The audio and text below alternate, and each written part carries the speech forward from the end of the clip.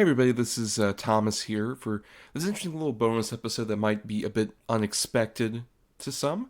If you're unaware, in the last few years, I've been part of this Oscar discussion panel series that was originally organized by Rafe Telsch, who's a friend of the show, with his podcast Have Not Seen This. I did this with Rafe, Mel Gore, and Emily Slade. For the 2021 and 2022 Oscars, we did this on Rafe's feed for Have Not Seen This, and then we were about to do it last year for the 2023 Oscars, but Rafe had certain personal problems that came up at the last minute, and you couldn't do it, so we did end up hosting that on this feed back during the Double-Edged Double Bill days, where it was myself and Emily and Mel, just the three of us doing it. But this year, Rafe wanted to bring it back to the Have Not Seen This and Never Say Die, which is his other show that's been more active since the last time we did the Oscars on his feed. And he's posted that over on those feeds as well, which will have links to those as well as all the stuff for like Emily, who does Why This Film and In a Barbie World, and Mel, who, as you'll hear in this particular episode, has a new podcast that he's working on that I might be one of the initial guests for. Stay tuned for that in the near future. So basically, Rafe sent me the invitation to do this again on his feed, and very nicely also offered to just send the audio over for me to post on this feed as a bonus episode. So that's what you're about to hear is, myself, Rafe, Emily, and Mel discussing the various big Oscar nominees for this year, for the acting awards, the screenplay awards, animated feature, director, and best picture, along with some other topics. Though before you hear this bonus episode, I should just at least have a little bit of a tease for while we're on this hiatus. That'll be going until April when we have the Godzilla season, starting on April 23rd specifically. During that break, we'll still be doing stuff on the patreon.com/cinema number 2 letter, where there should be, for example, not too long after this, a Dune 2 review, which should be fun, and also our March Madness, which will be coming up on that feed. And also this same week, I'll once again just advertise that for the Godzilla season, all the patrons over there, the cineast patrons at patreon.com/cinema number 2 letter, get to vote between two A-Freight typical choices, which are Godzilla versus the Smog Monster and Godzilla vs. Megalon, two of the weird 70s trippy Lake Showa era movies that have a lot of weird elements to them. So that poll will be up in the next couple days on the Patreon, along with our Oscar rabbit hole. You get to watch along with Brian and I for our commentary on this big YouTube playlist of random Oscar bits that happened.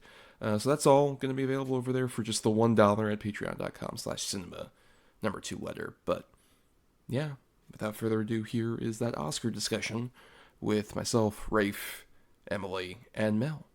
Enjoy.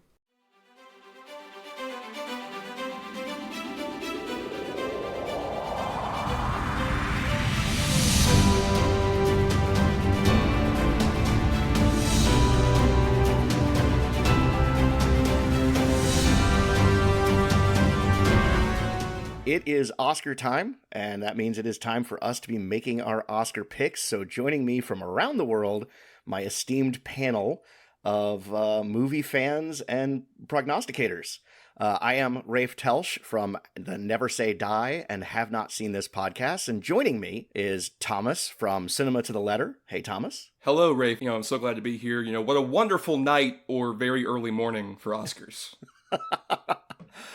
Emily from the Why This Film / In a Barbie World podcast, especially appropriate this year, I guess, Emily. So appropriate. No spoilers, but yeah, a little bit of a spoiler there. And Mel from Tangent 1985 YouTube channel. Hey, Mel. Hello, everyone. I just saw Dune Part 2 last night, so I'm going to have difficulty focusing on anything we're discussing here today. Well, and as usual, we gather around and we make our picks about who we think will win the Oscars. We laugh. If we're really lucky, Emily cries. And still one of my favorite moments of doing this is a couple years ago when Promising Young Woman was up and Emily got so passionate about that movie. I'm a little disappointed that we don't have an Emerald Fennell film to talk about this year, Emily. I know. Tell me about it. All right. So before we get into our actual picks, we usually hit a couple of discussion questions. First up, I had heard NPR's Pop Culture Happy Hour podcast did their kind of take on the nominees when they were first announced. And I found it really interesting that Glenn Weldon had made the observation that Oscars cannot be about the actual best picture or best performance or that kind of stuff because art is subjective. There is no best. And we prove that every year when we record this because we have different takes on what we think is the best anyway. And his argument was the point of the Oscars, he called it the film industry's marketing tool for itself. And really the point of the Oscars is to elevate films that might be passed over, put them into the spotlight, direct the conversation towards them. My favorite part, him talking about the fact that Leonardo DiCaprio didn't get nominated, and he was like, Leo will be fine. Leo doesn't need the spotlight, but here are actors who do. So with that in mind, what film or films, Mel will try to limit this to no more than 2. I saw that in the notes. Do you think benefited from Oscar attention this year? And Thomas, we'll start with you. You know, I'm so glad that small little films that didn't get a huge theatrical run like Oppenheimer and Barbie really got more of a spotlight here with the Oscars, truly. Not enough people saw them. It's a shame. But, I mean, honestly, I think, like, 2 that really shine for me are, like, Anatomy of a Fall and Zone of Interest. Mm-hmm. I think both of those were like films, especially I heard like from normies who don't obsess over this stuff actually talking about these, you know, like foreign films, especially very, you know, hard films like Zone of Interest in particular, like that would not get a major audience otherwise. I'm really glad at least those 2 got a huge spotlight. Okay. Emily, what about you? What do you think got pushed in that you appreciate? Yeah, I echo Thomas. The sort of it's nice when the internationals get a bit of a spotlight. I think The Boy and the Heron had a much longer cinematic release than it would have done if it hadn't been up for an Oscar. And personally, I think May, December would have passed me by, and I am obsessed with it. I love it so much. Yeah, definitely. Mel, how about your opinion on this? I'm very much of the same mind as both Tom and Emily. Zone of Interest, especially, was one of those movies where I had only heard about it in passing, just like here and there, someone would say the name, and then it went quiet for a few months there, where I was just like, I'm not hearing anything more about that movie, and I got to a point where I couldn't remember the name of it, and I just Googled. I was like, what's that movie coming out about Nazis? But like, you don't see anything, you only hear what's going on. It's like people who live next door to a concentration camp. Yeah, I'm really glad Zone of Interest and Anatomy of a Fall, certainly, because like courtroom dramas, they don't get a lot. I mean, it's not the mid '90s anymore. John Grisham's not running the show for every single release. So yeah, it's cool to see a courtroom drama, especially international courtroom drama, get some airplay, some real airplay. Yeah, agreed. You might want to clear your search history, though, Mel.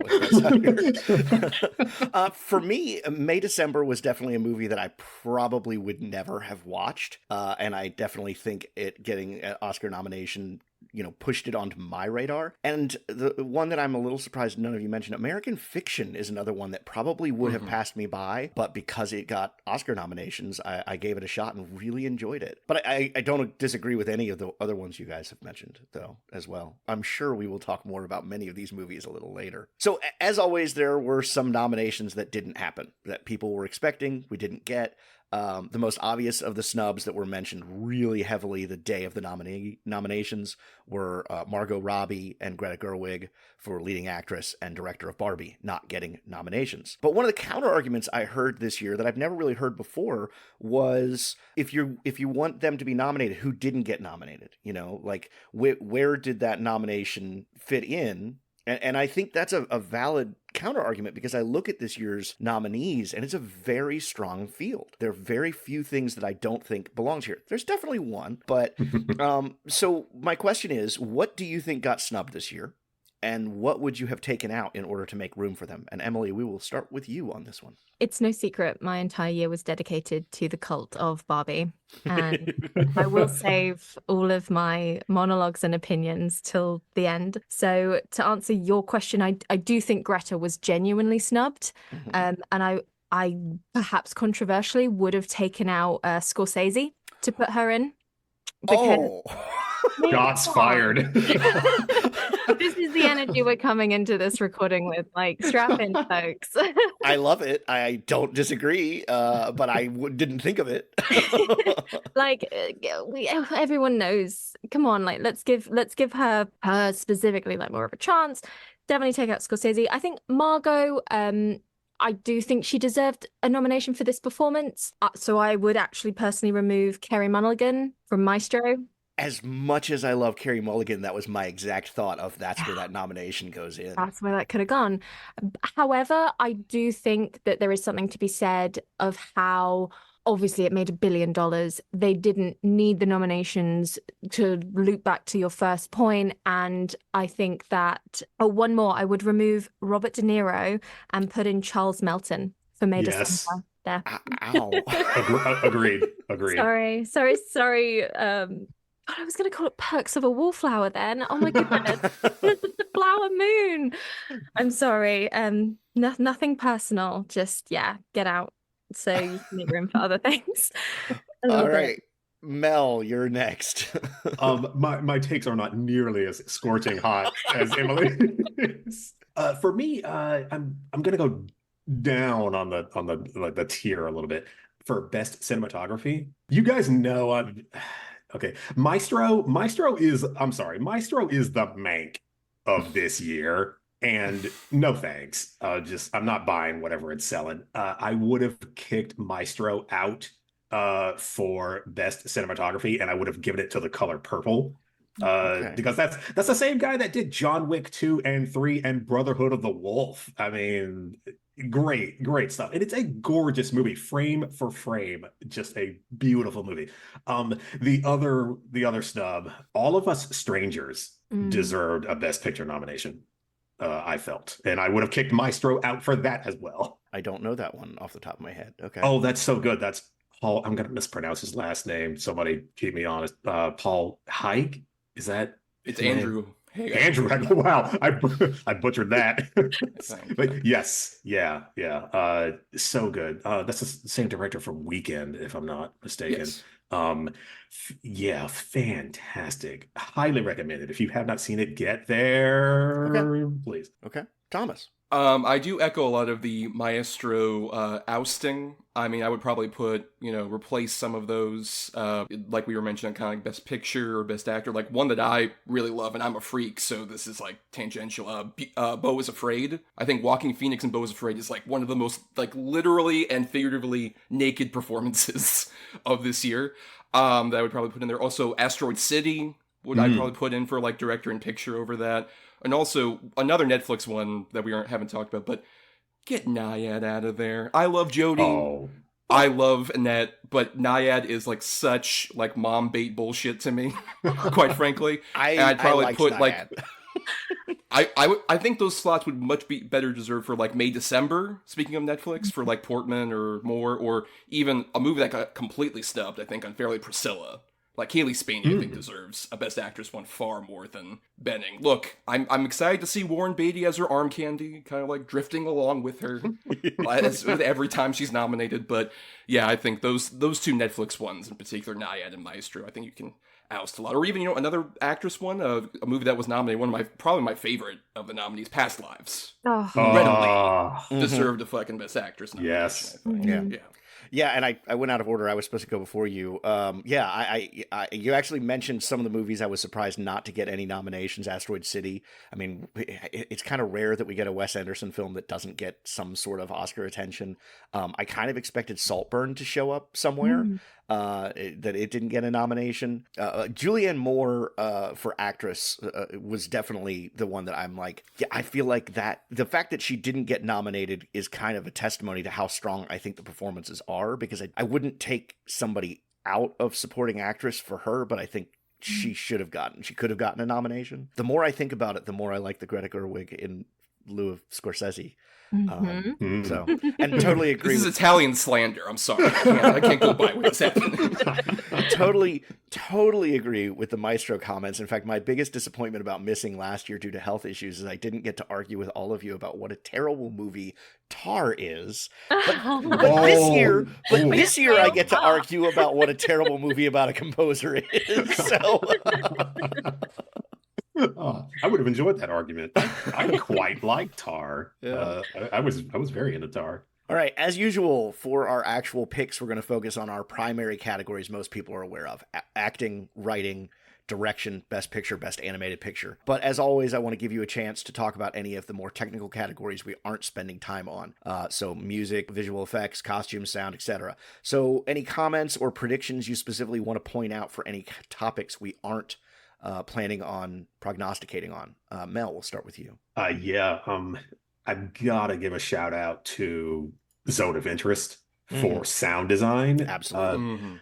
Okay, I watch everything well, at home, obviously not in the theater, but I watch everything with the subtitles on or the captions on because as a writer, I don't ever want to miss a word. And the way a lot of movies are mixed these days, it's too easy.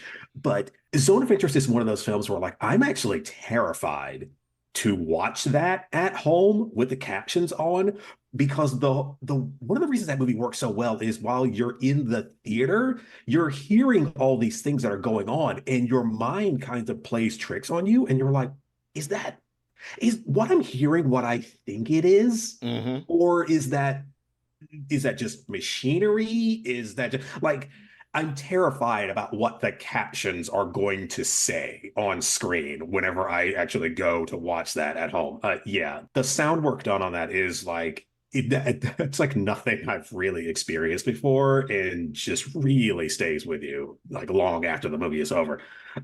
The other shout out I want to give is for visual effects to the creator, which I thought was absolutely gorgeous. That's the people have been trying for years, but that's the closest to a live action anime that I have seen. It's closer than The Matrix. It's closer than Ghost in the Shell, the live action. I feel like people have been trying to nail that, and the creator really just is like, here it is, manga to screen. And it is. I think it's seamless. Yeah, Creator is one of those I have not gotten to watch yet, so I'll take your word for it. It's still on my short list, but I just haven't gotten to it. For me, you hit it right there with Zone of Interest and sound. I mean, I don't know how it doesn't walk away with that award. It is an amazing sound mix. But I'm also going to mention, and I've mentioned this in the past, one of the things I hate about the best song category is how often the song nominees are end credit songs. They're not actually germane to the movie itself. They're something that's plugged in over the end credits. So I'm kind of stoked that I'm Just Ken got nominated. People joked that at the Golden Globes, you could see his face die a little when he realized he was going to have to perform the song at the Oscars too.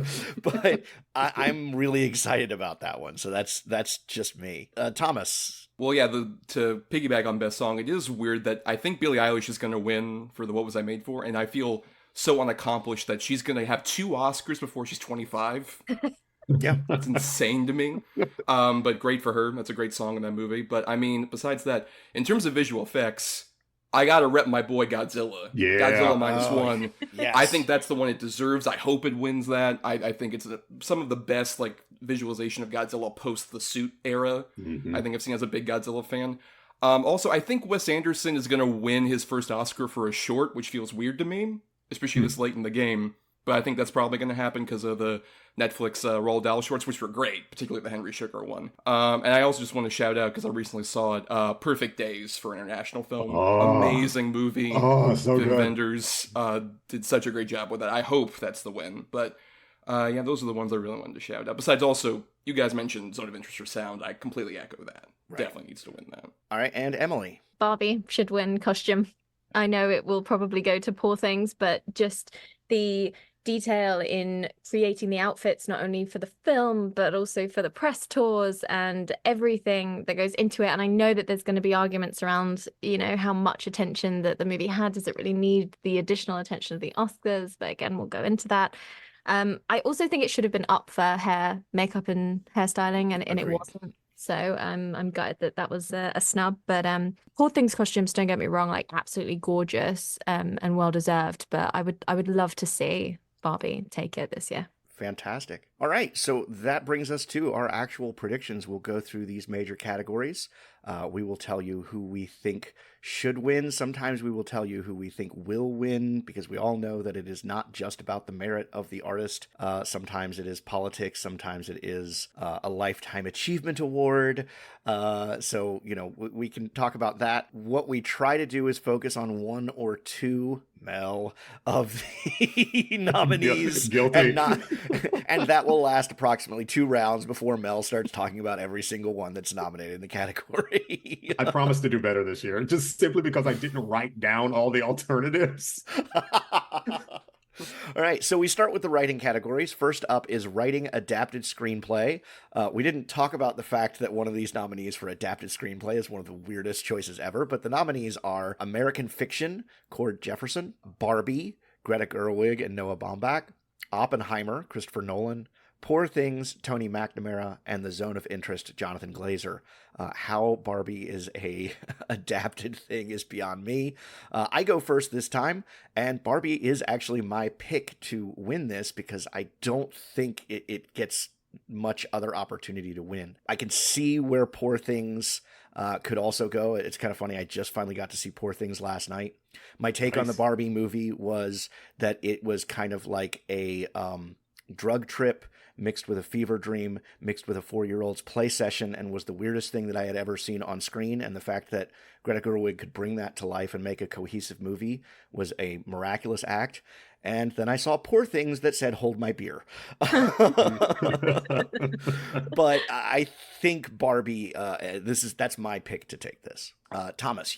That Barbie Poor Things thing is very apt, given they're both weirdly very similar movies in terms of like the trajectory of the main character. So true. I think this is a solid lineup. I think it'll probably go to Oppenheimer, and that's my personal pick. I think, if nothing else, because I think that movie gets underrated as a screenplay, because what I love about Oppenheimer is that Nolan essentially like Trojan horses in a upsetting movie about nuclear holocaust within like one of his sort of big blockbusters, because the first like half or so of Oppenheimer is like almost a heist about like how do we create the nuclear bomb, and it's very entertaining in the way that like the Nolan movies tend to be, and then that dread really builds up, particularly I think in that last hour or so, once kind of Robert Downey Jr. comes in as the hater of all haters to mess with Robert. But I mean, I really am a big fan of that, but I think all these are really solid nominees. In fact, I just want to shout out with American Fiction. I think my trouble with that movie is that it's a great script that I wish a first-time director didn't make, because all the different like weaving in of like tones and like all these different character things I think would work better in the hands of like a more experienced director. But at the same time, I think Cord Jefferson did such a great job with weaving the satire and also the family drama in there in a way that on paper I think feels pretty seamless. But still, my pick, and I think the one that'll win, is Oppenheimer. Okay. Emily. I agree. I think Oppenheimer will win, and I think it's valid because I went into a 3-hour movie about the nuclear bomb expecting to hate it. I didn't engage in Barbenheimer. I literally watched Oppenheimer like 2 weeks ago, and I loved it, and it flew by, and I think that's a testament to the screenplay. I want it to go to Barbie, obviously. I think it's just a fantastic coming of age introduction to feminism for new audiences, young audiences, men, women alike. I think it's funny. It's just so wonderful. I love it so much. I really want it to go to Barbie. Maybe again, hello, controversial Emily. I have a lot of feelings about The Zone of Interest, and I feel like it works as a written piece only when you juxtapose it to the visuals. Does that make sense? As a screenplay alone, I'm wondering what it's doing here, is all I'll say. Interesting. Okay. I get what you're saying. And Mel. Yeah, probably Oppenheimer. Check me on this if I'm wrong. So I saw this on Instagram. Is the screenplay for Oppenheimer written in first person? Yes. That's awesome. I love that. I think that's I've not seen that before. Has anyone ever seen that before? Has anyone ever done that? I think that alone is worthy of the nod, certainly. But I'm gonna kind of go the Red Violin route. If anybody remembers that movie, that was up for best score that year, and I'm just like, yeah, give best score to the movie that's about music. Right. So I feel like with adapted screenplay, I feel like I want to give it to American Fiction because it's a movie about writing. Plus, it's also got some of my favorite lines from this year in it. Where like Sterling K. Brown is having a cocktail at like 8:30 in the morning, and he's like, "Don't you have a flight in an hour?" I'm not flying the fucking plane. Yeah, I loved it. I really did love that script. All right, so what is your pick? I'm a little confused. Oh, sorry. Yeah, I am going with American Fiction, honestly. I don't think it will win, but it's the one I want to win. I like that idea of playing it kind of meta. So yeah, I like that. All right, next up is original screenplay for writing. Our nominees are Anatomy of a Fall, screenplay by Justin Triet and Arthur Harari. The Holdovers, David Hemmingson. Maestro, Bradley Cooper and Josh Singer. May December, screenplay by Sammy Birch, story by Sammy Birch and Alex Mechanic. And Past Lives, Celine Song. So, Thomas, who do you think is going to take it in this category? We should probably mention that like, while we're still on screenplays, it's so weird that the Writers Guild Awards aren't happening till April. So Yeah. this one's a bit harder to like navigate. I know it's because of the strike, but also the SAG strike ended later, and they still had the SAG Awards like a couple weeks ago. Broadcasted on Netflix for some odd reason. Amazing. Wow. Yes, for sure. But I mean, I think mostly a solid lineup here. I think the favorite seems to be The Holdovers, which I don't necessarily blame. I think it is a very well-written screenplay. But at the same time, I think like May December is like a solid one that I would hope it would have more traction. I don't know if it will, but my personal pick that I would want to win is Past Lives.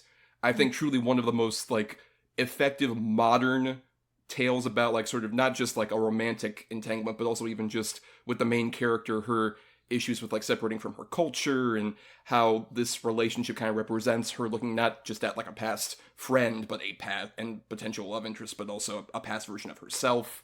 There's like so much like really great aching detail and a very sort of like simple story with that. So yeah, I would hope it would be Past Lives, but I think it's going to go to The Holdovers ultimately. Okay. Emily. Anytime I try and pick something in this category, except for Maestro, which can get in the bin, I honestly can't. I almost can't choose. I want to Mean Girls it. I want to break the plastic crown up into pieces and give a piece to everything except Maestro because they all completely deserve to be here for their own reasons. I think Anatomy of a Fall will take it, and I think that's understandable. I thought it was fantastic. Obviously, I've said I'm obsessed with May December, but I am going to echo Thomas and hope it goes to Past Lives because I don't think Past Lives is going to get a look in any other category. So I would love for it to get something because I didn't know what it was about when I sat down to watch it. It was the last one I ticked off my list and I was shifted, like my entire being slightly shifted after watching it. And I was like, oh, it's one of those movies that's just slightly changed my life. Okay, cool. I'll put a heart on that in Letterboxd. Nice. All right, Mel. Emily is absolutely right. I had a similar experience with Past Lives.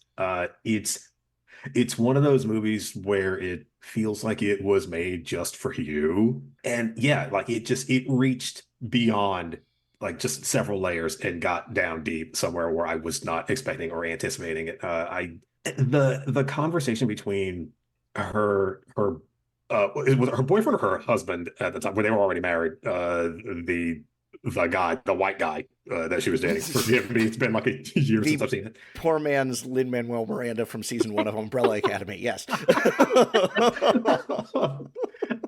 They have this fantastic conversation about how in any other story he would be the villain. And that's what makes it so challenging, is that he has wronged no one. He has done nothing wrong. And it's like with love triangles. I know this is not technically a love triangle, but with love triangles, there's always one person who's clearly not the right choice. But with this one, it's just like, yeah, they made it hard on you. Like it's so easy to see where he's coming from. It's strange that in this movie, like this one white guy stands out like above everybody else for those couple of scenes. But yeah, Past Lives is my pick. Yeah. Past Lives, I think my social media post after Past Lives was that it was going to take everything I could do not to start looking up ex-girlfriends and ex-wives and such after watching that movie. It definitely had an impact on me, but I am also going with Anatomy of a Fall. I think the comments that were made earlier about, how rare it is for us to get a courtroom drama of this caliber these days, nonetheless, one that is done in multiple languages, which I loved. I loved that fluidity of which they moved through several different languages. And one of the things that I absolutely love about it, I don't think it's really a spoiler to say that by the end of the movie, you still don't know. You know what the court decides, but they leave it up to you as an audience member to make your own decision about what really happened. And I love it when a film treats me as if I have some intelligence.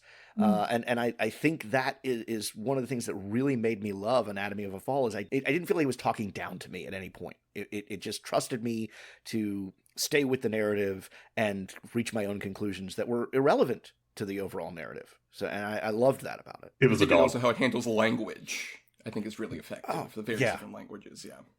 I love, we didn't mention it earlier, I forgot to put it in our discussion points, but the fact that so many of our Best Picture nominations this year are subtitled movies. We really have, Anatomy of a Fall should have been a Best International Picture nominee anyway, except for Politics. But the fact that we're now breaking out of that to the point that the Best International Film is almost becoming an irrelevant category because we're going ahead and getting them into Best Pictures. We're getting our Past Lives and our Anatomy of a Fall.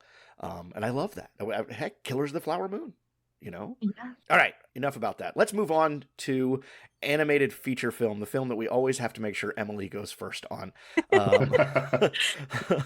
Our nominees, and this unfortunately is the category I am the least prepared for. I have not gotten to see some of the nominees in this the way I have everything else. But our nominees are The Boy and the Heron, Elemental, Nimona, Robot Dreams, and Spider-Man Across the Spider-Verse. And before I throw it to Emily, I just want to boo the fact that Robot Dreams has still not had enough of a release that I don't think any of us have seen it. No. I've seen the trailer. The trailer looks freaking incredible. I want to see this movie. Let me see this movie.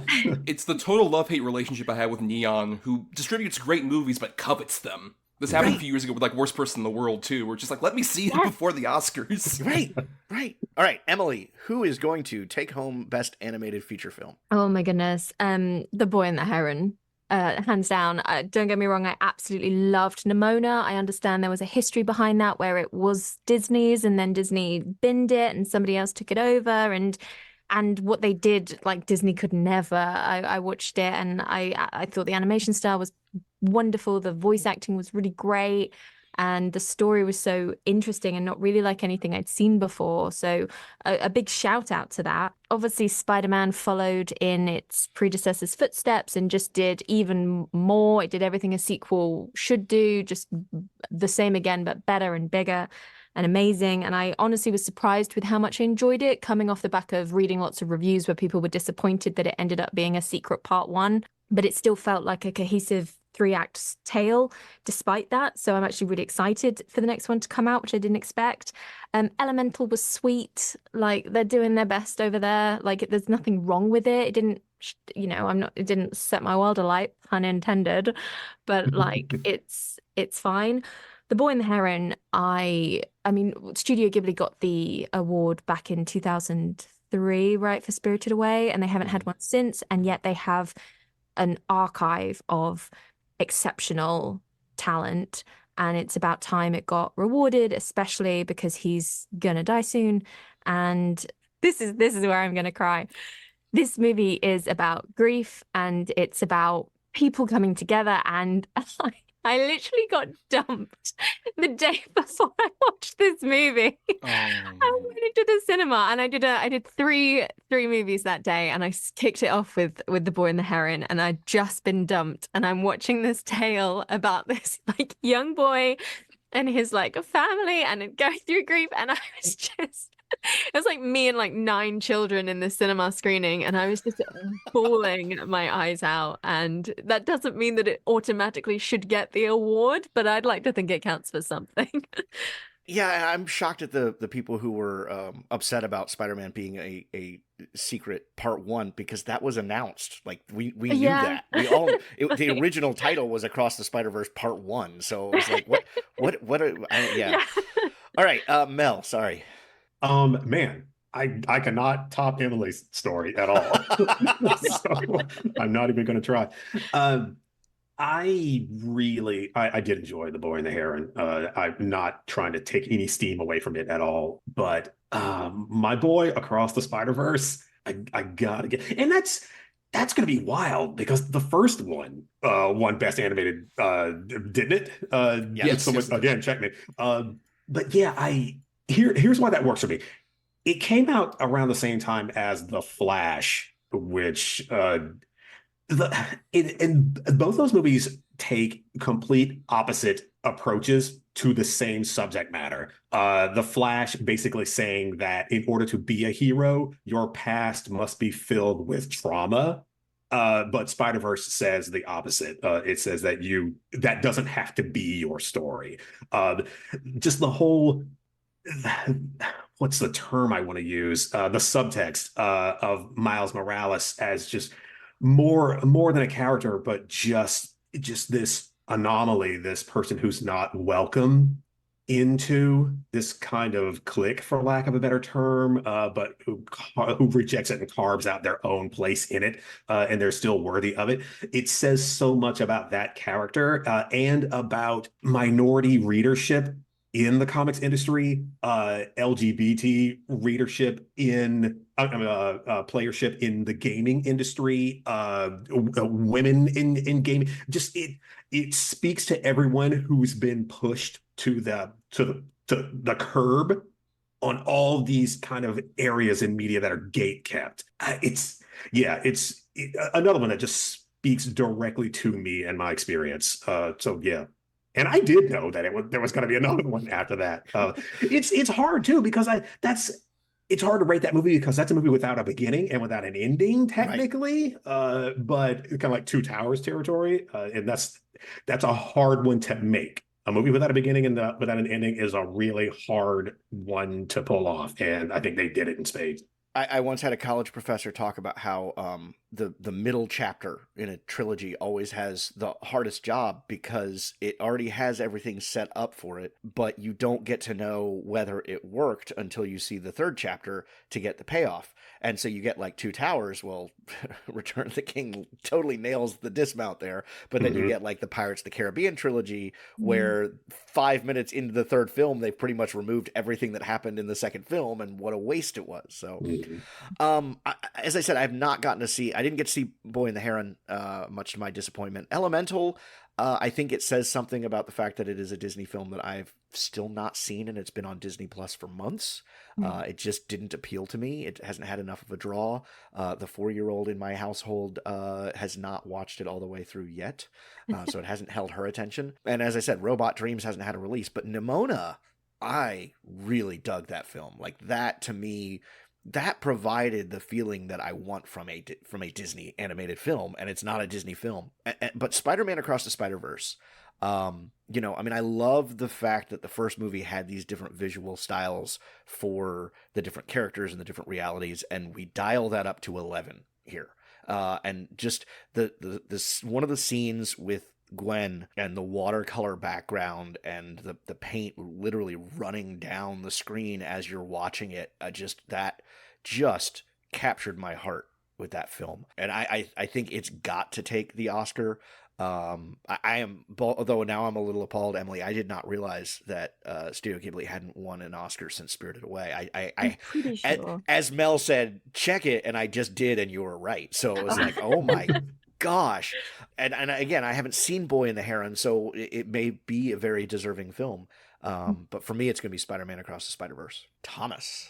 Yeah, Spider-Verse is a really hard movie to make, especially when you put such a crunch on the animators. Oh, roasted. We're not supposed to talk about that. And also, Beyond the Spider-Verse is totally coming out this year, even though they hadn't done any work on it yet. Right, it's off the schedule only because they're just fixing some things. They'll be back, don't worry. Right, don't worry. But no, at the same time, yeah, Spider-Verse is so interesting for this past year where, like, we've seen basically what feels like the fall of the superhero movie. It's fascinating to see this one really rise up and I think get a lot more attention and acclaim, and I think a lot of it deserved. I think it is a great movie. I still would say I preferred the first Spider-Verse, but I mean, aside from Robot Dreams, which I haven't seen, I mean, it is also weird, speaking of the fall, like you were mentioning, Elemental being like the last ditch, last place in the category that was for so long the Pixar category Right. is fascinating as well. But I think, yeah, at the same time, I think Spider-Verse is probably going to win it. I also echo Emily that I think it should be The Boy and the Heron. If nothing else, for just being like a true expression of animation as a medium, where it's like feels so like kind of messy in the way of like this feels like, you know, the last effort from a great auteur, even though he claims he's still going to make another movie. I'm sure he's smoking cigarettes and drawing stuff and saying anime was a mistake or whatever, but at the same time he's gonna, you know, he'll keep going with it as much as he can. I think The Boy and the Heron, particularly having seen both the original language version and the English dub, I think it's so interesting how so little was lost in translation. And nothing else, for like one of my favorite voiceover performances of the year is Robert Pattinson as the Heron, going full like weird gremlin-y with his voice and shit. It's so good. It's so Everybody great. expected him to come out the bat with this like Christian Bale as Hal from Howl's Moving Castle performance, and he was just like, "Hold my beer." Yeah. Right. And Yeah. he's just like, "Hey, boy." Also, the guy that handed Christopher Nolan the book about Oppenheimer in the first place. So Right. he's just crushing this award season and doesn't even really have anything to do with it. Love it. True. Or has everything to do with it, but isn't getting any recognition. Yes. So just to illustrate a point that we made very early on, we are now 3 categories in, and we have not had a consensus on a single category yet. And I that's what I love about film, is that and I don't think any of us have had a bad take. We just don't necessarily all agree. So as we get into the acting category, it'll be interesting to see how this holds. We'll start with actress in a supporting role. Our nominees are Emily Blunt for Oppenheimer, Danielle Brooks for The Color Purple, America Ferrera for Barbie, Jodie Foster for Nyad, and Davine Joy Randolph for The Holdovers. And Mel, you are kicking us off on this category. I'm going to keep it short and sweet. Davine Joy Randolph. I feel like she has very little screen time. I may be remembering it wrong. It feels like she's not in the movie that much. But every time she's there, every time she's on screen, she just comes in swinging. She does so much with I don't want to say so little, because I feel like that's a good role, that's a good part. It's again that one I like felt that.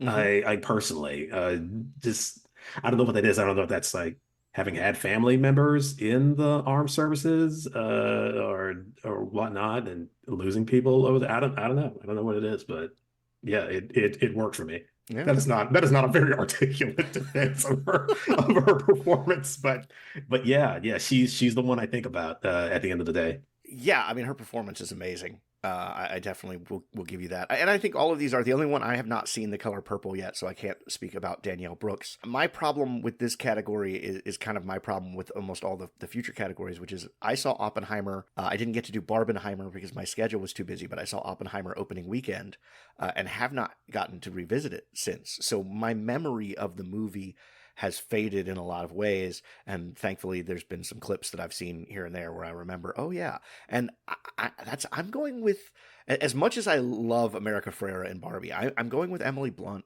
for this, because I think her performance is really understated and beautiful in that regard. And I know she's the nominee that a lot of people have said that could have been replaced. Like, that could be somebody else. There could be Julianne Moore for May, December. But I think it's actually a really powerful performance because of how understated and subdued it is. I think there's a lot more that she does with her performance than just the words that her character speaks. Her face and in her eyes is just a stunning performance. Thomas, what do you think? I think this category is interesting because I think there's a couple of people here who are, I think, doing the best with what they can, with, I think, particularly Jodie Foster and Nyad. I mean, I love Jodie. I love seeing her back, but at the same time, it feels just kind of like, oh, we're just happy she's back, and not as much for like what she's trying to do with a lesser script, quite frankly, with Nyad. But I think Blunt's great. I think Danielle Brooks is interesting because I think that The Color Purple so frustrated me in terms of, I think it alternates between being a lesser version of an already flawed Spielberg movie and a lesser version of a musical, quite frankly. It feels like it's trying, the cast is trying so hard to make it work. I think Danielle Brooks is the highlight, I think, in particular, especially handling like the Oprah Winfrey role and doing it, like making it her own and doing such a great job with it. But I think the one who's gonna win, and I agree with what Mel said earlier, I think my personal pick is Davine Joy Randolph. I think she's in the movie a solid amount, but there is that weird kind of moment where she disappears,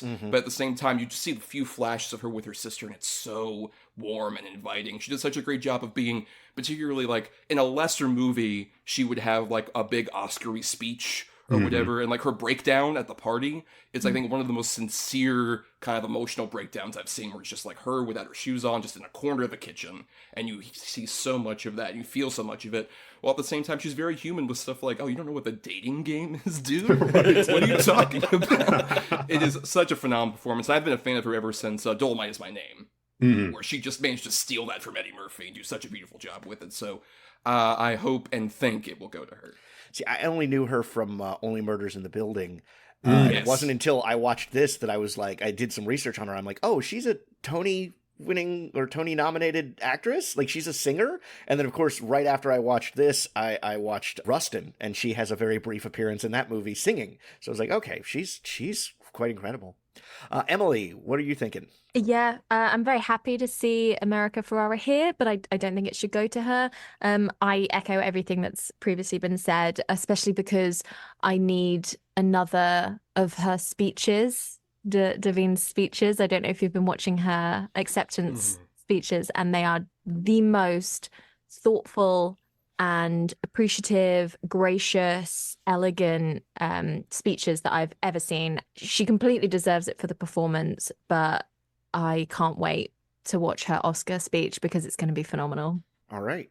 Next up, actor in a supporting role. Our nominees are Sterling K. Brown for American Fiction, Robert De Niro for Killers of the Flower Moon, Robert Downey Jr. for Oppenheimer, Ryan Gosling for Barbie, and Mark Ruffalo for Poor Things.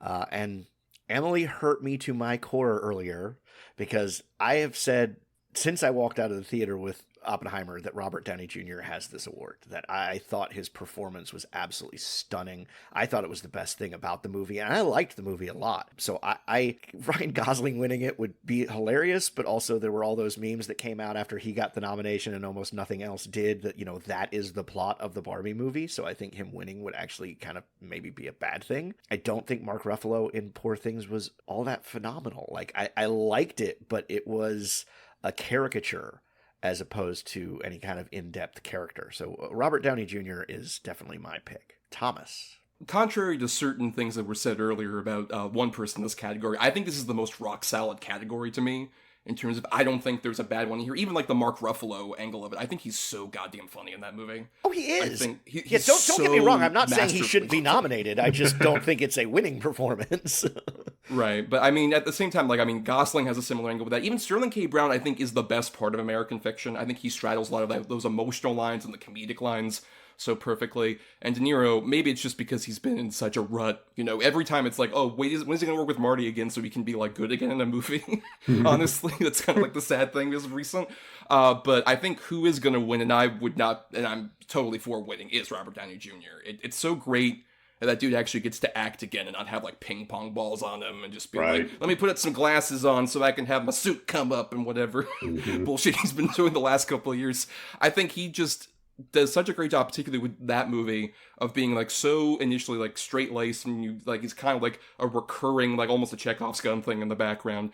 And then when he gets to be such a hater in that last third, it's so good. He is so petty in the best way. And I think one of my favorite moments of the year is just him and Alden Ehrenreich talking, and he's just like, well, you know, maybe they were thinking about something more important.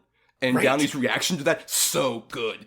So great. Love it. And another guy where I love to see his speeches, like his SAG speech was so good, talking about his wife playing the role of someone satisfied with being married to an actor, for sure. I think it's a rare career award that I think is very deserved for Downey.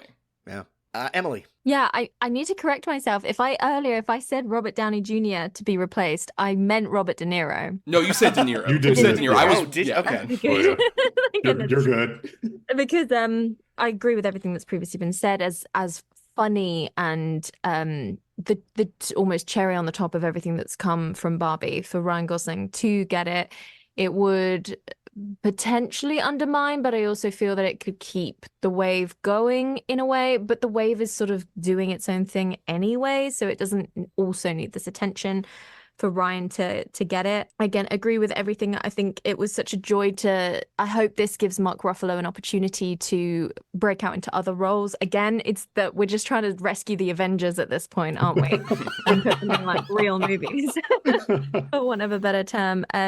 But I had heard the hype of Robert Downey Jr.'s performance in Oppenheimer, and I went into the film excited to see what he had to deliver. And I think it's just a testament that it took me a while to be like, oh, that's Robert Downey Jr. Like I didn't unrecognizable, genuine acting going on here. And again, just very, as you said, it is a career award. I think it's incredibly deserving. I think, there's a whole franchise that exists to the success it does because it was on his shoulders to begin with.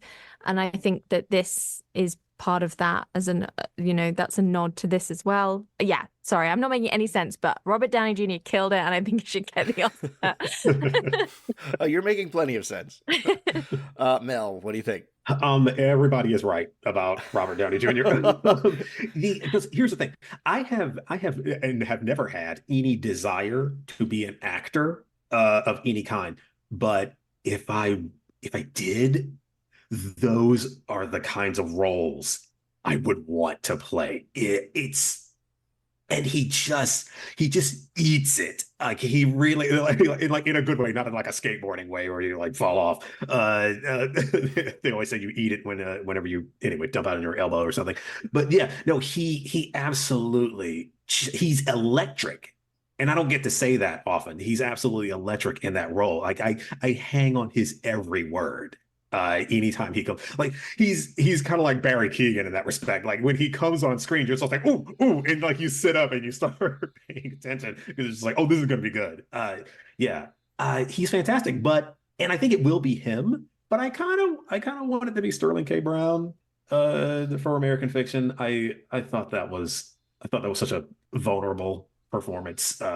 And yeah, I love him. I've mentioned earlier in this recording that I loved it. And yeah, I kind of want it to be him. I can respect that. He is. I agree with what was said. He is the strongest part of that movie. Mm-hmm. So, all right, that brings us to actor in a leading role. Our nominees are, for reasons unknown, Bradley Cooper in Maestro, Coleman Domingo in Rustin, Paul Giamatti in The Holdovers, Cillian Murphy in Oppenheimer, and Jeffrey Wright in American Fiction. And Thomas, we will start with you. I'll at least come slightly to a bit of defense for Maestro in terms of, I think the frustrating thing about that movie is that I think Bradley Cooper is like a solidly talented actor and a director. Like I loved his A Star Is Born. I think it's a great movie. But at the same time, I think like I would love to see him direct a movie he's not the star of. I think that's the biggest frustration. Is I think Maestro would have been at least a slightly better movie if he was just behind the camera. But I do agree that I don't think he really is. I think he's the weakest of this category, especially when you have something like Rustin, which, God, I love Coleman Domingo. Amazing actor, but he's just stuck in some fucking pablum. He's trying so hard to work past that goddamn green screen in Rustin. There's a reason he's the only nominee from that movie. Oh, what, not Chris Rock? I mean, so great. We loved him so much with his fucking baby powder. I'm convinced that dude, like, walked in after Glenn Turman into, like, the studio right before the lock closed and was just like, I'm here, you have to put me in the movie. I mean, Domingo, like, I think is, like, he's a great actor, I think, just in such pablum.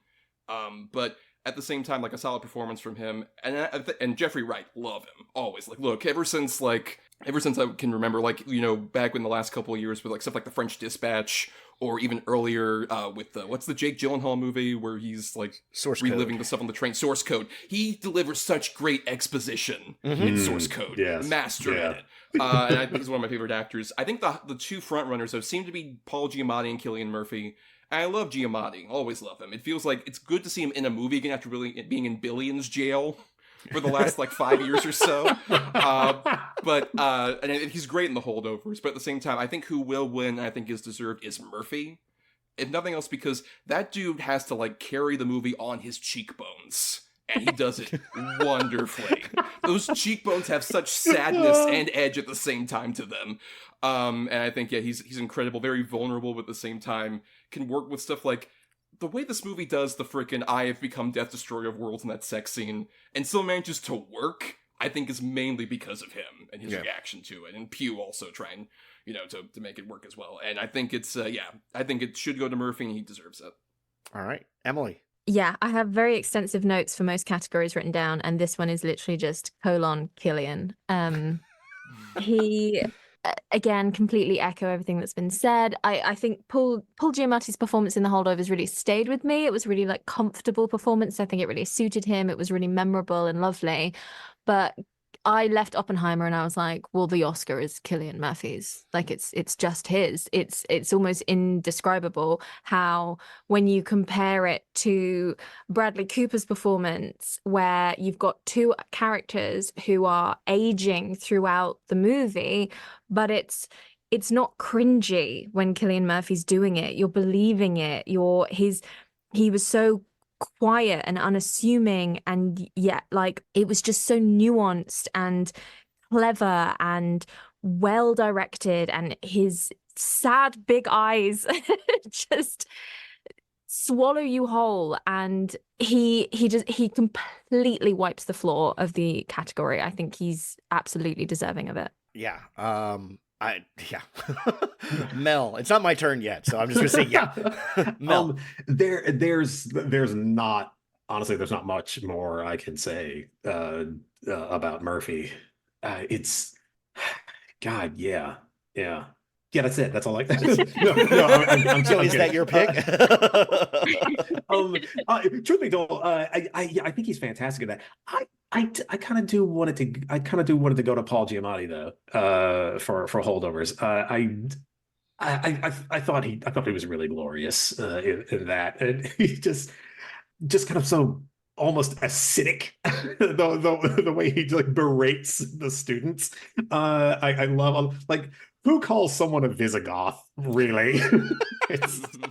Again, because that's, again, if I ever wanted to be an actor, I would want to play the Paul Giamatti role in Holdovers more than I would want to play the Cillian Murphy role in Oppenheimer. I just really love just dialogue here I can sink my teeth into and just kind of just spit it at the audience and the other actors. And I love that.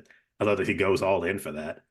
But it's probably going to be Murphy. My Murphy is my pick. And again, it's kind of like, because it's been so long since I've seen Oppenheimer, every other actor kind of started moving up there for me when I watched their projects. And then, as I said, suddenly it was like, oh yeah, that's right. No, this is Cillian Murphy's to lose.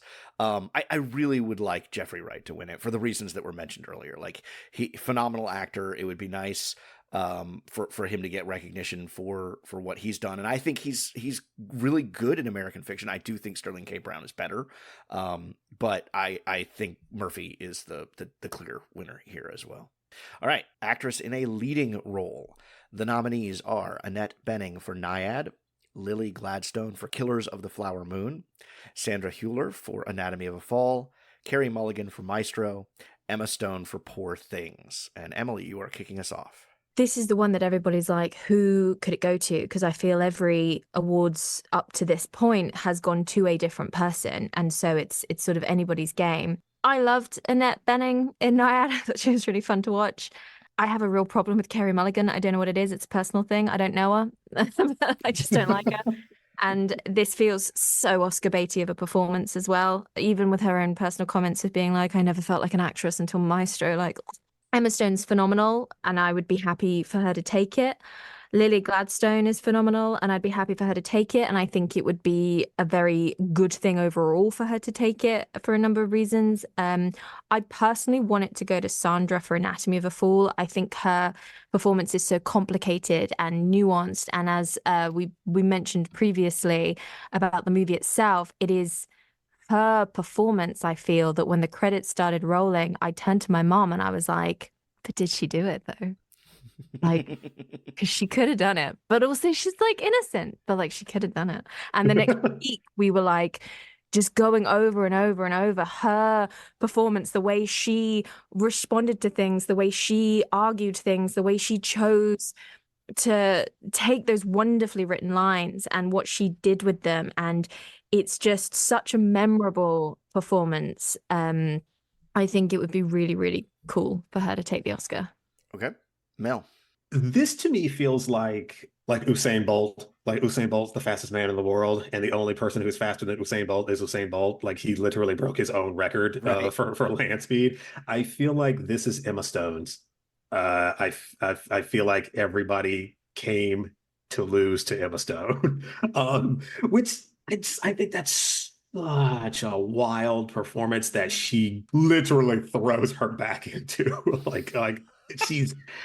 I mean, it's so much. It's what, and yeah, like it's not nearly as nuanced a performance as Sandra Hiller's. But oh my God, I love her. She owns every second she's on camera. Every moment she's in frame, she's just all over it. And I still think about that movie. The second I saw that, the second I ended, I was just like, oh, that's hers. That award's hers. So we'll see.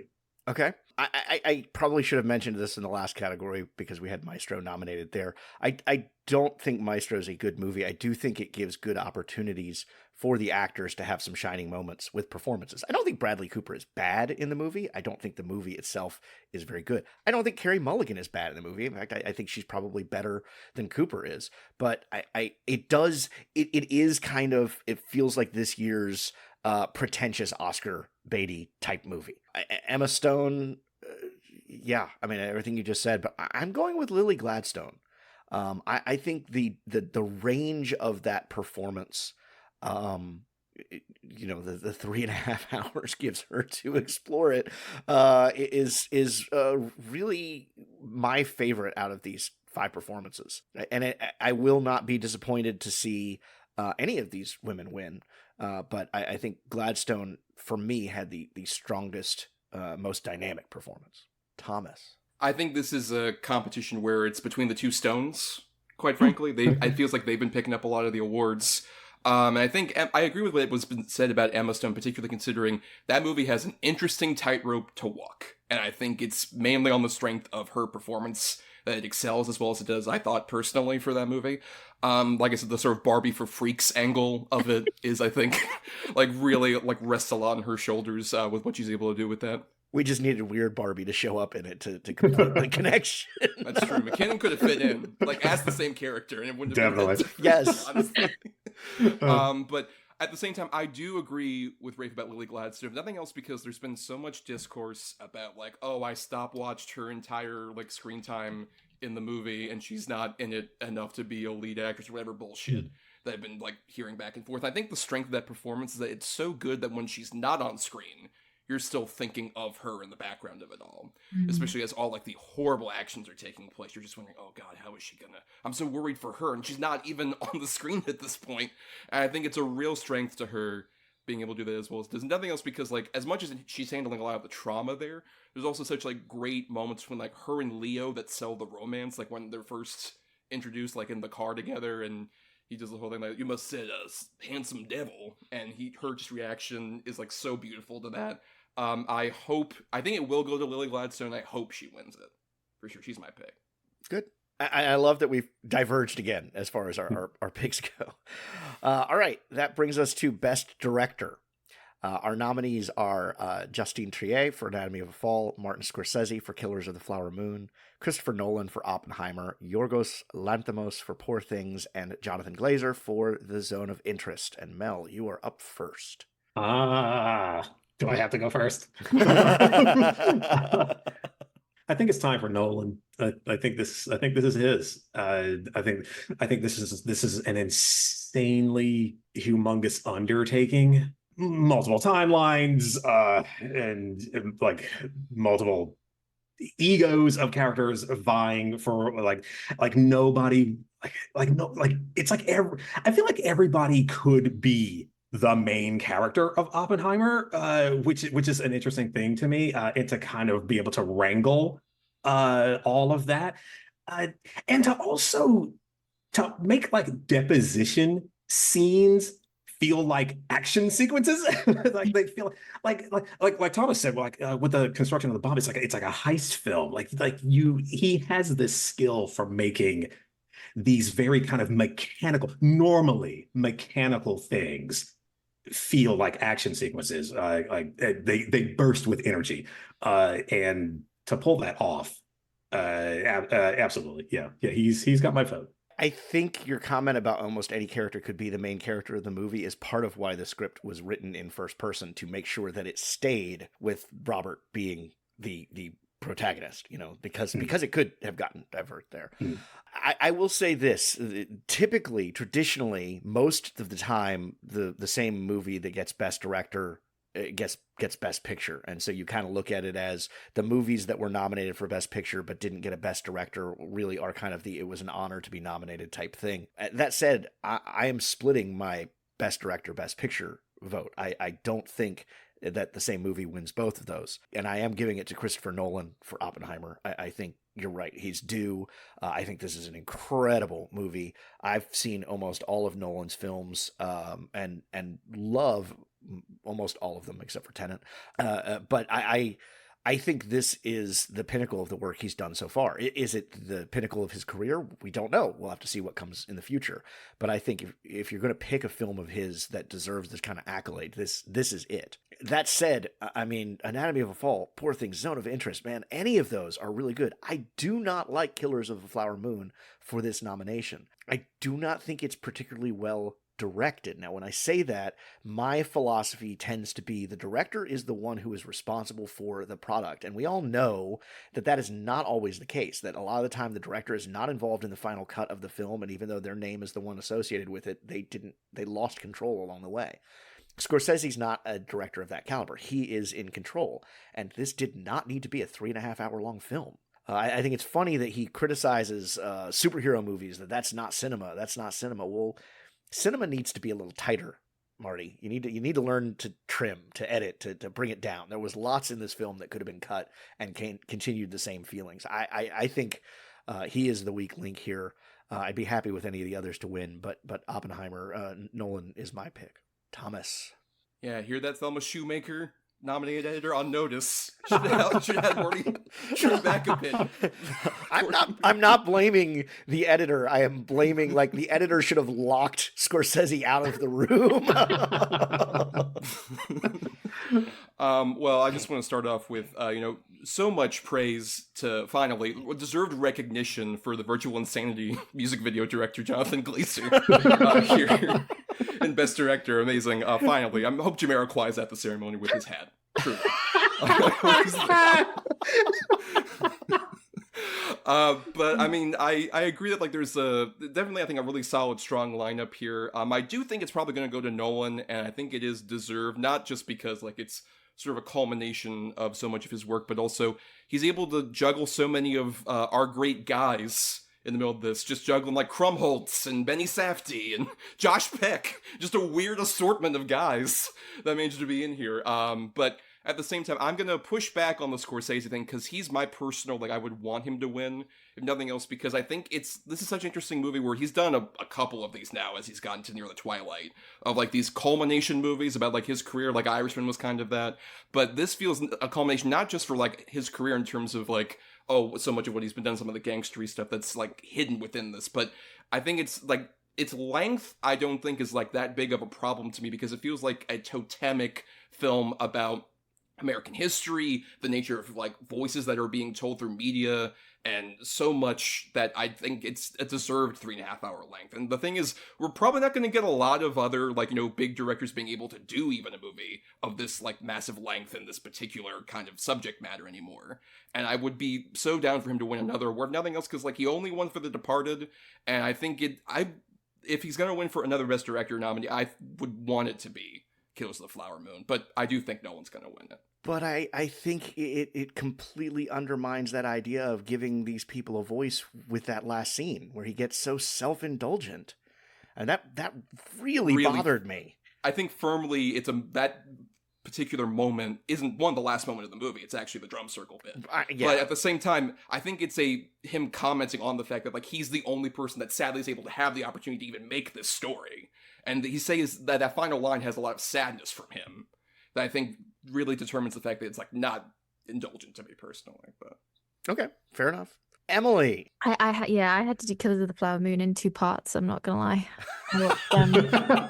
I watched Personal Shopper in between. The way Scorsese intended it. Sorry, I don't think I'm your target audience. That saying, I could still completely realize I was watching a very well put together, like very important, very good movie. I think Nolan will take it. I'm happy with Nolan taking it. I wouldn't be bummed if Scorsese took it, even though I would prefer if he was Greta Gerwig. Actual pick is Justine Triet for Anatomy of a Fall. That movie really stayed with me.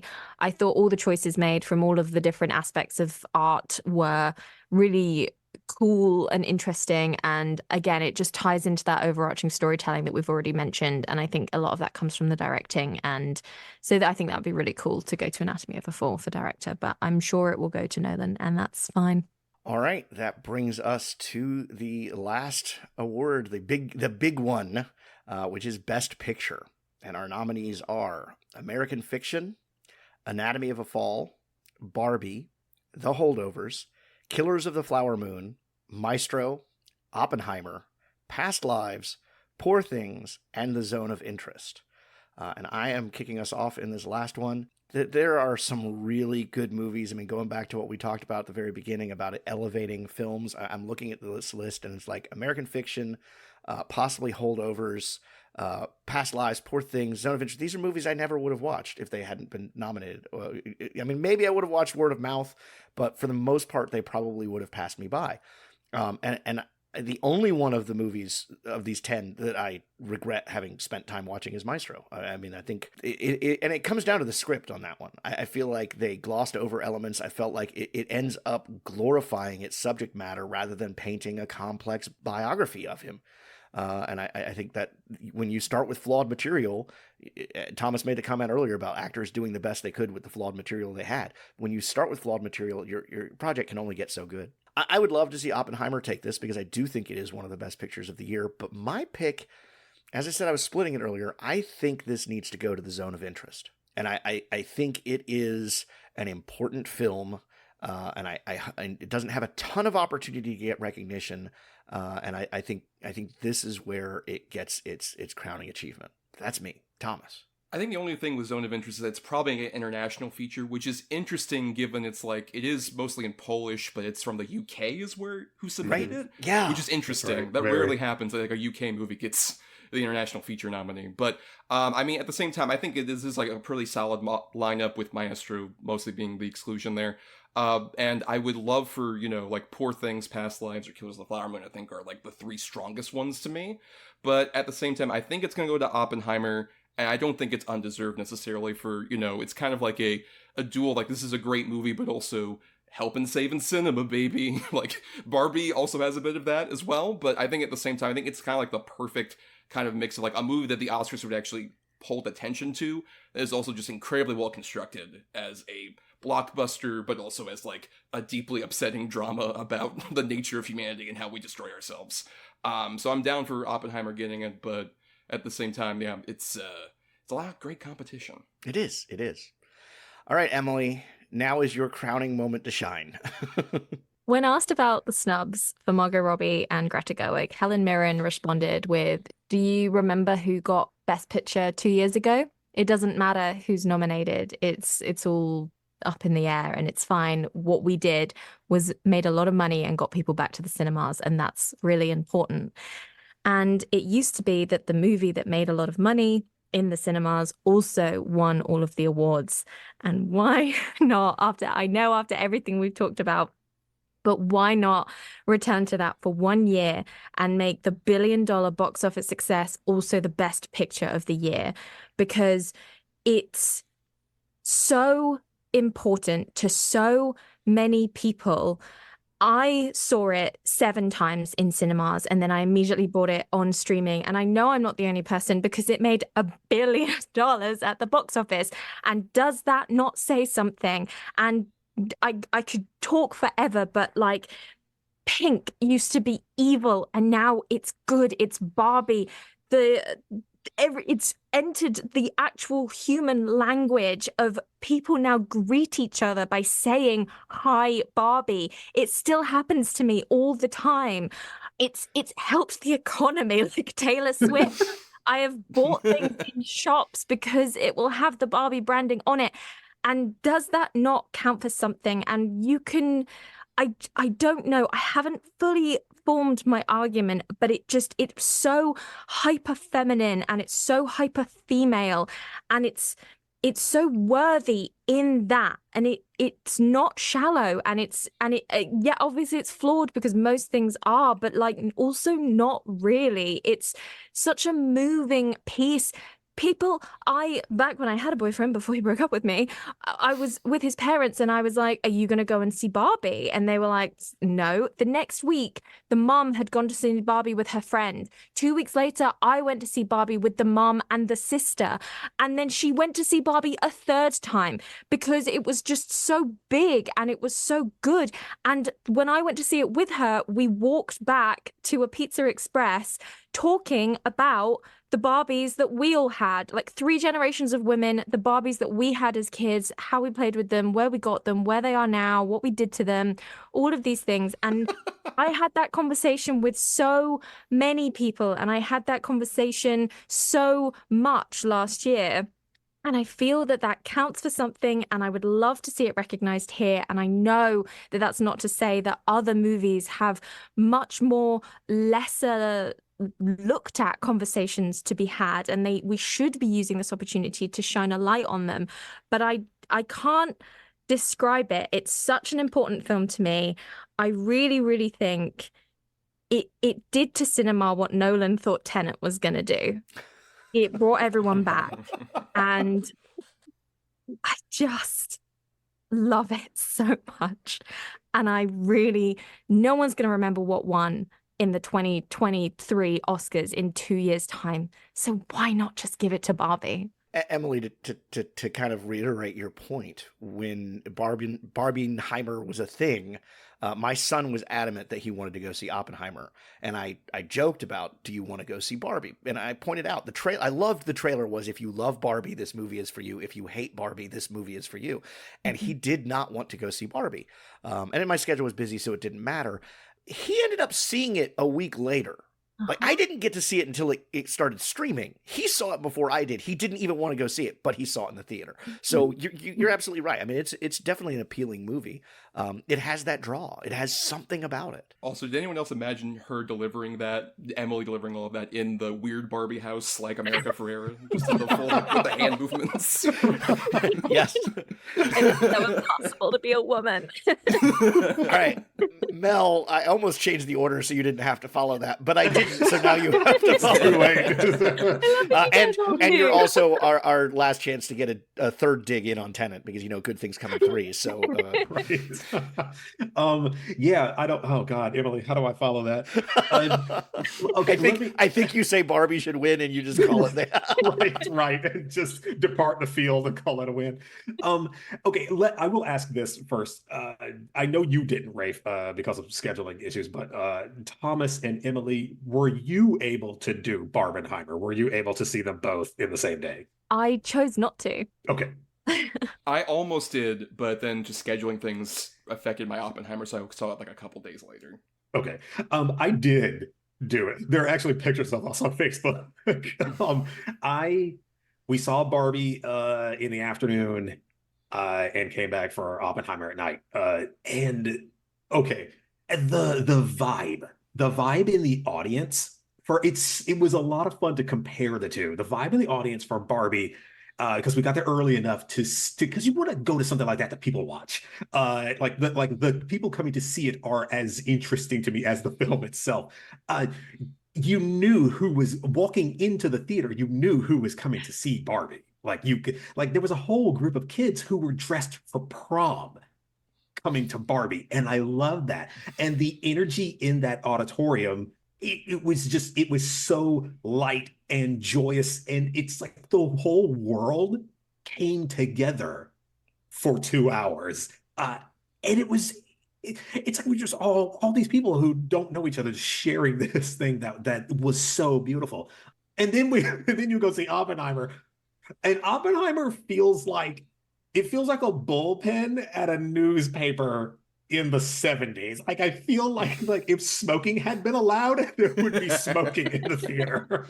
Like it's just a lot of large angry men just kind of scowling, and there's like the mood, it's like even before the film starts, the mood is so heavy just in the theater, and it's just like a lot of grumbling and like low energy, but there's a weird tension there that like you felt like at any moment like a fight could break out. It was polar opposites, two very different experiences, but I think they're both valid. I said all of that just to say that I don't think either of them are going to be best picture. Twist. I think it should go to Poor Things. Honestly, I thought Poor Things was just not a Hail Mary, because the movie was clearly calculated to the hilt, but it was just such a swing for the fence. I mean, everybody all in all the time for this thing. It's like Lanthimos woke up one morning and he was just like, I'm gonna do some. It's like Chris Pratt in Guardians of the Galaxy when he figured out that he could create all that stuff. And he was just like, Lanthimos woke up and said, I'm gonna make some weird shit. And everybody committed to it. It is a perfect film for me. Say what you will about Mark Ruffalo's performance. I thought it was perfect. But I'm sorry, Rafe. Don't watch it with a 14-year-old teenage boy. No.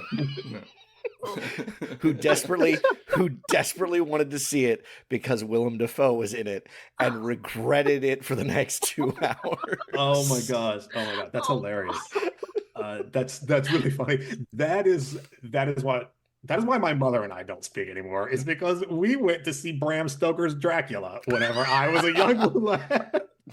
And our relationship never recovered. True story. I took a first date to that movie. First of all, I'm never gonna be in a scenario where I'm with a 14-year-old boy, so I don't have to worry about that. But yeah, I agree. I also feel like, as awesome as Barbie is, I loved it so much. I feel like, yes, watch Barbie. Now, for the advanced course, watch Poor Things. I feel like those two movies are like a companion piece. Because like Thomas had said it earlier, like they're kind of approaching the same subject matter from different ways. But yeah, Poor Things. I really wanted to win, because like you just don't see stuff like that often, which is, I guess, good, right? Because it remains a rarity. You also don't see stuff like Barbie a lot. I feel like we're going to start seeing more attempts at it now. Because right, they've greenlit like 18 other toy line projects. Like Ian Dunham's doing a Polly Pocket movie or some bullshit. Slinky, Magic 8 Ball. Like how? Right.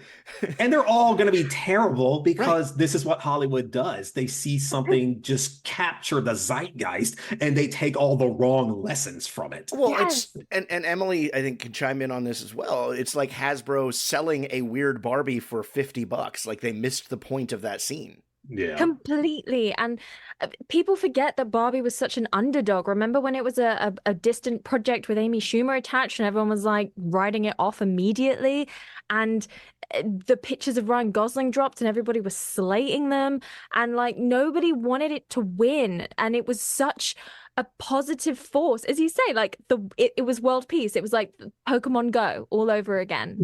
Like it was the closest we got to world peace, because this team of people split the budget and spent 50% of it on marketing and just pushed out the happiest, bestest, most positive vibes for a whole year. And the original soundtrack, everybody composed their own songs. Like, I don't feel that happens so much anymore either, and like everything tied in. And I've listened to the album and I want to get the physical media copy because I want the bloopers, I want to see the deleted scenes with Olivia Colman. Like, there's so much around it, and I'm sure these things can be attributed to other movies as well, but I don't know, they really made an event of it. They really made an event of this movie and everything about it being a movie to me. Can you picture Poor Things trying to take a similar ad approach? It's so interesting you guys keep mentioning it as companion pieces, and my brain can't like click yet. I wanna like circle back in like a couple of days to all three of you to like, I'm gonna be sending you guys an essay on my comparison pieces between the two films, because I think you guys are onto something, but I also like feel like I have deeper thoughts. I love this because for Best Picture, four of us have picked four different winners. The only thing, the entire roster that we have agreed on is that Robert Downey Jr. is going to win Best Supporting Actor. Everything else, we've been all over the field. But I love that. I love that we have a wide variety of really strong films this year, as opposed to the years where you have one thing is clearly the front runner and it's going to take everything, and where's the fun in that, you know? So I appreciate you guys putting in the time to watch the movies and discuss this. That is all our picks. So let's take a moment to do a little of that Barbie magic ad campaign for yourselves. We'll go in reverse order this time. So Mel, where can people find you? What do you want to promote? Well, you can find me on YouTube at the Tangent 1985 channel, where we have not uploaded anything for some time, but there's still tons of great content there. I am also a freelance screenwriter, so if you have a great idea for a movie, but you don't know how to write it, I can do that for you if you want to Bradley Cooper, give him a call. Right, absolutely. I'd love to work with him. I would honestly just be like, yeah, Bradley, I'll work with you, but we're only going to work on A-Team sequels. That's all I want. So yes, you can find me at melglenngore@gmail.com if you want to reach out to me for screenwriting work. And I'm rolling out very soon a new podcast called Don't Make Me Watch That, where I spend 2 episodes back to back with a different guest where I force them to watch something that they have avoided for whatever reason. And then in the next episode, they will make me watch something that I have avoided for whatever reason, and we will discuss. And I will be reaching out to each of the 3 of you in the very near future, if you're willing. I love we have Don't Make Me Watch This, Have Not Seen This, and Why This Film. We should be on the same network, but we're not. Questioning the nature of podcasting. Right. All right, Emily, what do you want to promote? Where can people find you? Yeah, so Why This Film podcast is coming back very soon. We had a bit of a hiatus. We look back at the movies of your childhood and why you love them. And on the same channel, you will find In A Barbie World, where we are going through every Barbie movie ever made. We haven't actually spoken about the live action film yet, so hold tight, because that's going to be a 4-hour special. You can get in touch with Why This Film podcast at gmail.com or find us on all podcasting platforms. Thomas. Well, I have a podcast that isn't questioning anything necessarily. This is a podcast I started since the last time we did this here, which is Cinema to the Letter, in which we basically have 6-episode seasons that are based around our little acronym for cinema, where we have a C for classic, an I for indie, N for new, E for egregious, M for masterpiece, and A for atypical choice. We just did our one Oscar season, where we talked about some movies that won Oscars, like Eternal Sunshine of the Spotless Mind, and Michael Clayton, Rango, just some interesting ones. We're going to be having a Godzilla season coming up soon, in April for that as well. And Yes. we do also a Patreon, Cinema to the Letter, Cinema number 2 Letter, which is also, all of our socials are there. Under that particular name. And for the Patreon, for $1, you get access to like bonus stuff. Like we had our own Oscars, the Letters of Cinematic Excellence Awards, or the LOS Awards, that myself and my co-host Brian did. You also get we'll have a big Oscar YouTube rabbit hole coming up soon, and our March Madness will be coming out, in which we're going to declare what the best movie monster of all time is. All sorts of fun stuff over there for just $1.